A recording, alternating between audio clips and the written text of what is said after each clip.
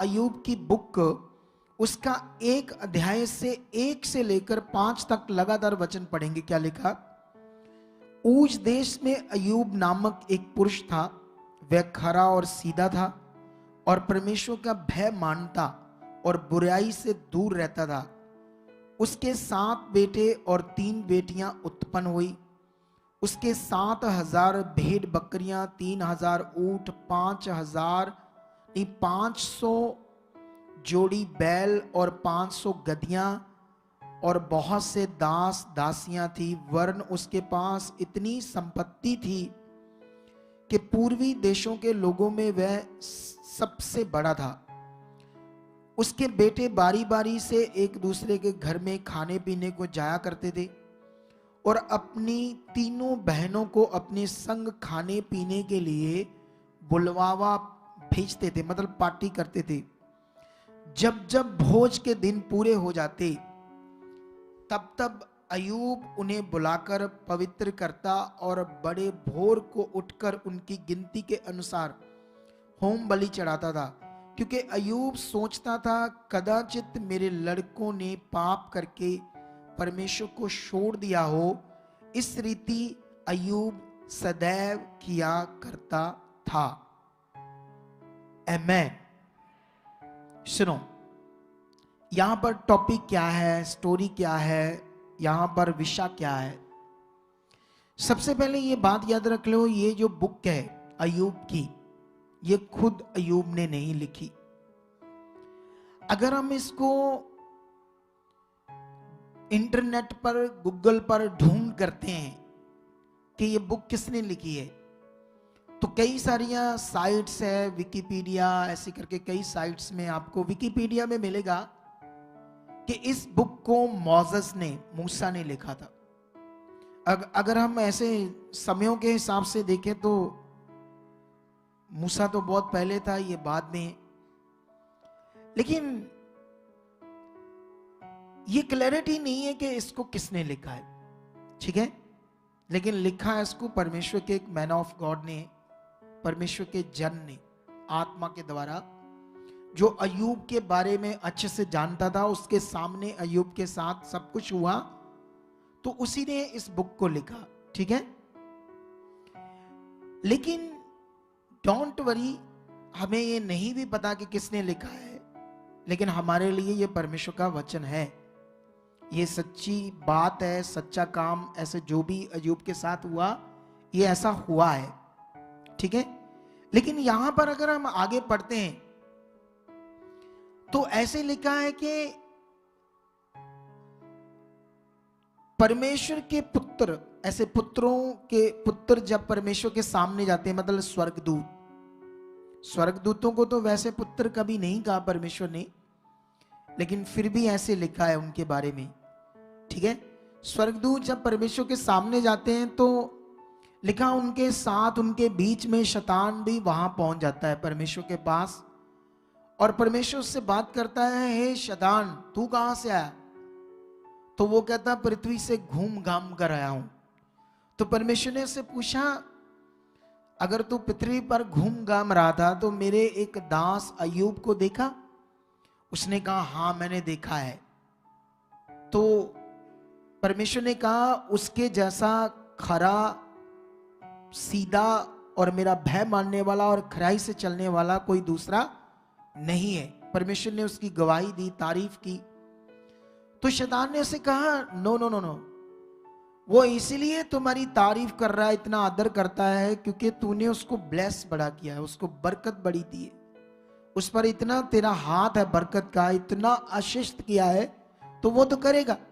अगर हाथ उठा और मुझे उसके जीवन में काम करने दे, वो तेरी बुराई करेगा, ठीक है। समझ आ रही है नहीं आ रही? ऐसा करके लिखा है। परमेश्वर से कहता है ठीक है, तुम उसकी जान को मत निकालना, तुम्हें जा जो उसके साथ करना कर। उसके बाद शैतान जाता है, सबसे पहले उसको उजाड़ देता है, उसकी सारी संपत्ति, वो कितना अमीर था, उसके जैसा कोई अमीर नहीं था, उसका सारा कुछ नष्ट करवा देता है शैतान दूसरे लोगों से। वो सड़क पर आ जाता है, उसका सारी संपत्ति लूटी जाती है दूसरी जातियों से, उसके नौकर चाकर सब चीजें खत्म हो जाती है, वो अकेला रह जाता है अपने परिवार के साथ। सोचो इतना अमीर बंदा सड़क पर आ जाए तो मन क्या होगा उसका, खराब होगा ना। लेकिन बाइबल में पढ़ोगे तो लिखा उसने मन खराब नहीं किया। उसके बाद पढ़ोगे तो क्या हुआ, उसके बाद फिर परमेश्वर शैतान से बात होती है, ऐसे लिखा जैसे बाइबल में लिखा। तो वो तो धन्यवाद दे रहा है परमेश्वर को, अय्यूब कह रहा है नहीं परमेश्वर सच्चा है, ऐसे कह रहा है ना, वो उसको धन्य कह रहा है, कहता नहीं वो महान है। तो फिर वो कहता है मुझे, फिर वो शैतान अटैक करता है, उसके 7 बेटियां और 7 बेटे और 3 बेटियों को भी मार देता है शैतान। अब सोचो जब बच्चे मरेंगे तो क्या होगा ना, सोचो। ठीक है जायदाद गई तो बंदा थोड़े बहुत सब्र कर लेगा, लेकिन जब परिवार खत्म होगा, बच्चे मरेंगे तो तब ये दुख बड़ा है।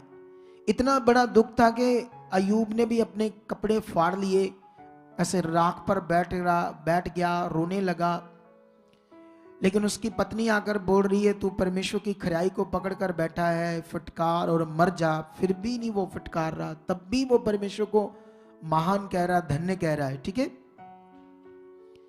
लेकिन फिर शैतान परमेश्वर से बात करता है कि अब मुझे इसके शरीर पर काम करने दे, क्योंकि जब इसके शरीर पर प्रॉब्लम आएगी तब तुझे ये फिटकारेगा, तुम्हारी बुराई करेगा। क्योंकि अभी तक तो उसका दूसरी चीजें गई है, बच्चे गए, दौलत गई।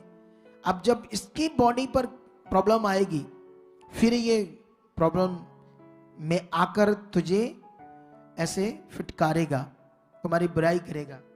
फिर शैतान उसको सिर से लेकर पांव तक फोड़ों से भर देता है, जख्म, फोड़े, उसमें कीड़े भी चल जाते हैं। सोचो तभी भी वो परमेश्वर को नहीं फटकारता। ये वर्ड हमारे लिए क्यों लिखा गया यहां पर, ये अय्यूब के बारे में ये जो वाक्या है हमारे लिए जो है, क्यों है ये? इसलिए है ताकि हम यहां से ये सीखें कि अय्यूब के साथ इतना बुरा हुआ, इतना खतरनाक हुआ, फिर भी उसने परमेश्वर को कुछ गलत नहीं कहा। आज कई लोगों के बारे में हम सुनते हैं, यहां आए, 1 बार आए, 2 बार आए, तो उसके बाद टीम ने अगर कॉल की तो पूछा तुम आए नहीं, तुम आ रहे हो? नहीं हम नहीं आते, साड़ा काम नहीं हुआ। सोचो अब काम तो इधर हो रहे हैं सबके, उसका भी होना था। अब 1 बार आए, 2 बार, बस ऐसे ही दिमाग है, नॉर्मली दिमाग। कितनों को बात समझ आ रही है? सबको। तुम सब काम चाहते हो परमेश्वर से? सुनो देखो, अब सोचने वाली बात है, 1 बार जो आया, 2 बार जो आया, कहता हम अब नहीं आते, हमारा काम नहीं हुआ। वही बंदा 10 साल धक्के खाता रहा, पता नहीं कहां कहां, फिर भी काम नहीं हुआ, लेकिन धक्के खाता रहा। जीवत परमेश्वर के पास आए हो, रुको, अलग समय आओ, हमसे बात करो, सीखो, समझो, काम पक्का होगा, आपका भला होगा। नाले वो परमेश्वर है जिसको अगर वो कुछ भी ना दे तो उसको जानना समझना ही जीवन है हमारे लिए, ये बात याद रखो।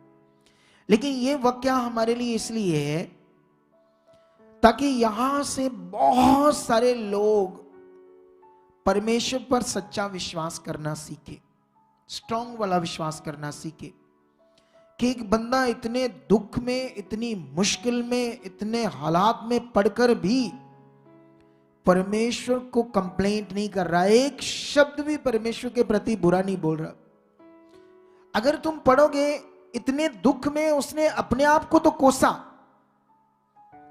बहुत कोसा उसने अपने आप को, अपने जन्म के बारे में कोसा। पढ़कर देखते थोड़ा सा, अय्यूब की 3 की 1 से पढ़ने क्या लिखा। इसके बाद अय्यूब मुंह खोलकर अपने जन्म दिवस को धिक्कारने और कहने लगा, वह दिन जल जाए जिसमें मैं उत्पन्न हुआ, और वह रात भी जिसमें कहा गया बेटे का गर्भ रहा। आप समझ रहे ना, अपने आप को कोस रहा है। अगर और भी पढ़ोगे कई बातें तो आपको समझ आएगी। जैसे यहां पर एक वचन पढ़ते हैं हम 3:11 में लिखा, मैं गर्भ में ही क्यों ना मर गया, पेट से निकलने से ही मेरा प्राण क्यों ना छूटा। ऐसी बातें वो क्यों कर रहा है? इतना दुख, इतना दुख, इतनी पीड़ा। थोड़ा सा सोचो आप लोग सोचो थोड़ा सा। अमीर बंदा, सब संपत्ति गई, धन दौलत गया, रोड के ऊपर आया। सबसे ज्यादा मनुष्य को दुख होता है जब पैसा जाता है, बड़ा मन खराब होता है जब पैसा इधर उधर होता है। लेकिन पैसा गया तो गया, उसके तो 7 बेटे 3 बेटियां भी मर गई, फिर भी वो क्या कर रहा है? परमेश्वर को बुरा नहीं बोल रहा, क्योंकि वो जान चुका था कि परमेश्वर उसको, अय्यूब को पुराने नियम के अकॉर्डिंग ये नहीं पता था कि शैतान नाम की भी कोई चीज होती है। पुराने नियम के अकॉर्डिंग यही था कि जो कुछ करता है परमेश्वर ही करता है, बुरा भी वही करता है, अच्छा भी वही करता है। ये देखो, ऐसे ही उसने बोला अपनी पत्नी को 2:10 में उसने कहा, तू एक मूढ़ स्त्री सी बातें करती है, क्या हम जो परमेश्वर से सुख लेते हैं दुख ना ले, है ना। मतलब यहां पर इन बातों के भी अय्यूब ने अपने मुंह से कोई पाप ना किया परमेश्वर के प्रति, कि जब परमेश्वर से अच्छा लेते हैं, जब वो हमें दुख देता है, हमें रोग देता है, प्रॉब्लम देता है, तो क्या ना ले। पुराने नियम के अकॉर्डिंग परमेश्वर ने ये प्रकट ही नहीं किया था कि तुम्हें दुख रोग प्रॉब्लम शैतान देता, मैं नहीं देता, पुराने नियम में, ठीक है। लेकिन आज भी बहुत सारे लोगों को ये भेद, ये बातें ना पता होने के बावजूद लोग ये सोचते हैं परमेश्वर ही करता है सारा कुछ, है ना। जैसे क्योंकि ये प्रचार भी हो रहा है, तुम्हारी परीक्षा होगी, दुख तुम्हें आएंगे मसीह में, तो बहुत सारे लोग मसीह में जो पक्के लोग होते हैं वो सोचते हैं मसीह में दुख आने बने रहते हैं, डोंट वरी, स्वर्ग जाएंगे। लेकिन नए नए लोग जो होते हैं वो छोड़ देते हैं फिर यीशु मसीह को, अगर ऐसा ज्ञान है तो वो बने ही नहीं रहते। इसलिए नए नए लोगों को सही जानकारी चाहिए, सही शिक्षा चाहिए। आमीन। तो मैं अब बताना चाहता हूं अय्यूब के साथ ऐसा क्यों हुआ। क्या परमेश्वर ने किया? परमेश्वर की इच्छा थी कि अय्यूब के साथ ऐसा हो, और परमेश्वर को ऐसा करने से क्या मिलेगा, ये बात। या फिर क्या कारण था कि अय्यूब के साथ ऐसा हुआ, ठीक है। इस बात की हम क्लैरिटी लेंगे यहां से शुरू से ही। 1:5 में पढ़ेंगे हम क्या लिखा, 4 से हमें समझ आएगी। उसके बेटे बारी बारी से एक दूसरे के घर में खाने पीने का शब्द जो लिखा है ये ड्रिंक, वो मदरा पीते थे, शराब पीते थे, अमीर बाप के बच्चे थे। वो जब भी पार्टी करते थे एक दूसरे के घर तो वो ड्रिंक करते थे, शराब पीते थे। लेकिन अय्यूब क्या कर रहा था उनके विषय में? वो जवान थे, तो जैसे कभी कभी इधर भी कई माता पिता जवान बच्चों को ज्यादा कुछ नहीं कहते, जब वो गलतियां भी कर रहे होते, गलत चीज भी कर रहे थे, उन्हें नहीं कुछ कहते। कई माता पिता संगति में आने के लिए उन्हें समझाना, उन्हें परमेश्वर के बारे अच्छे से बताना, परमेश्वर के साथ अच्छे से चलाना, कई माता पिता इतना ज्यादा नहीं अपने बच्चों को कह पाते। मैंने देखा है कई माता पिता को, ठीक है। अय्यूब भी ऐसे कर रहा था, उन्हें डांट नहीं रहा था, रोक नहीं रहा था। लेकिन जब जब भोज के दिन पूरे हो जाते, मतलब वो लोग जब अपनी पार्टी से फ्री हो जाते, तब तब अय्यूब उन्हें बलवाकर पवित्र करता और बड़े भोर को उठकर उनकी गिनती के अनुसार होम बलि चढ़ाता था।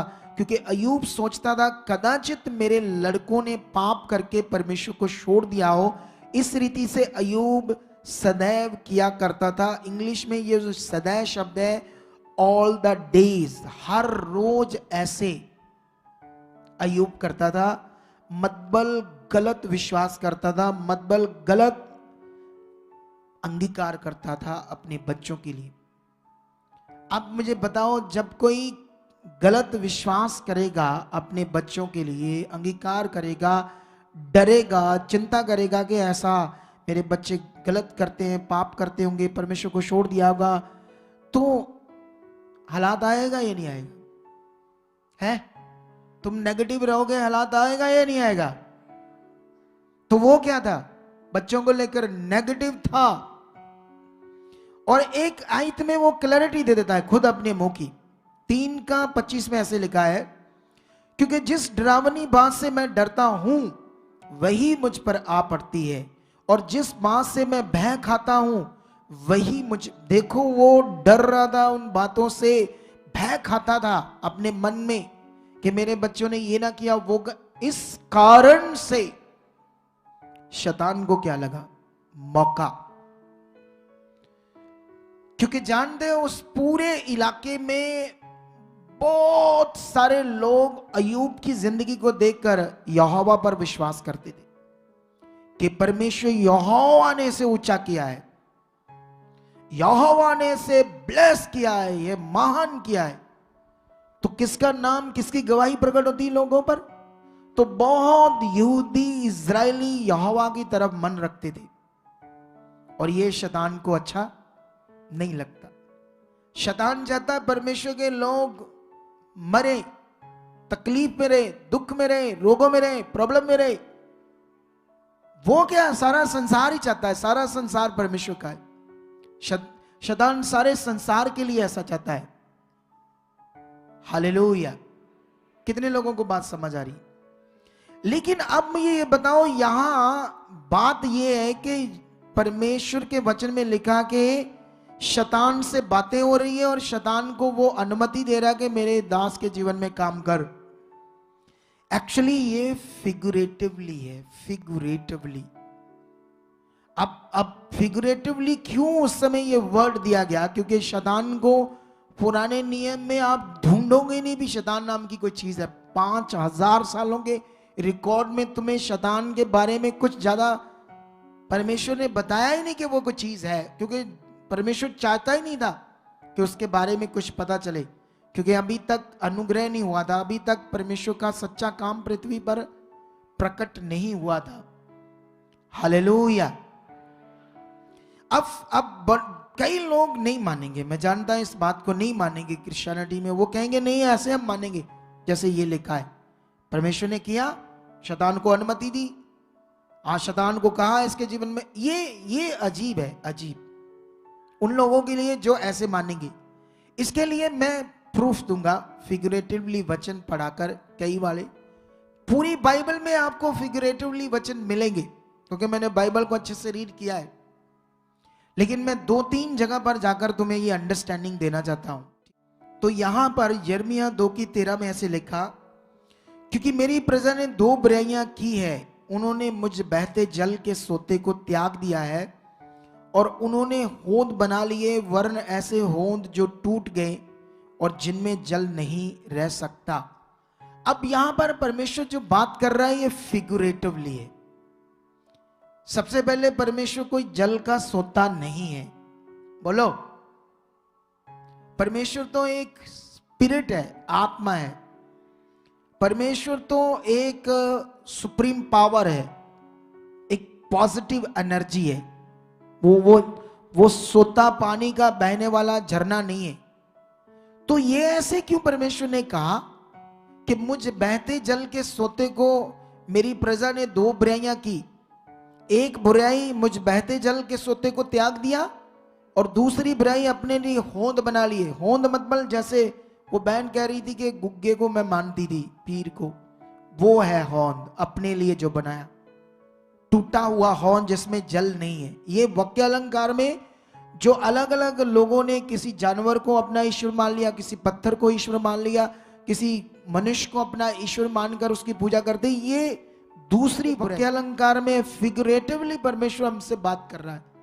तो यहां पर परमेश्वर जल का सोता नहीं, और जिनकी वो पूजा करते वो होंद नहीं है, उनको होंद कहा गया। अंडरस्टैंड कि नहीं? फिगरेटिवली वचन समझ आया कि नहीं आया? अभी चलो और बात करते हैं, शायद फिर समझ आए। हम उत्पत्ति में जाते हैं। उत्पत्ति में जाकर 4 अध्याय की एक वर्ष को पढ़ेंगे आप लोगों के लिए। यहां पर लिखा 4 की 9 में, उत्पत्ति 4 की 9 में लिखा, तब यहोवा ने कैन से पूछा, तेरा भाई हाबिल कहां है? कैन ने कहा, मुझे क्या पता, क्या मैं अपने भाई का रखवाला हूं? परमेश्वर ने कहा, तूने क्या किया है कि तेरे भाई का लहू भूमि से मेरी ओर चलाकर मेरी दुहाई दे रहा है?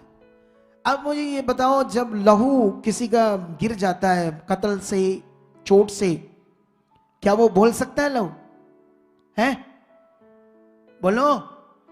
तो ये फिगरेटिवली वचन है। इसको समझने की कोशिश करो, परमेश्वर से बात क्यों कर रहा है। फिगरेटिवली का मतलब होता है जो बात, उसके अंदर एक और ज्ञान है पावरफुल, जो हमें अंडरस्टैंड करना है, उसको बोलते हैं फिगरेटिवली वचन। एक बात को परमेश्वर ऐसी भाषा में बात कर रहा है जिसके अंदर वो एक सच्चाई को बताना चाहता है, एक सच्चाई को।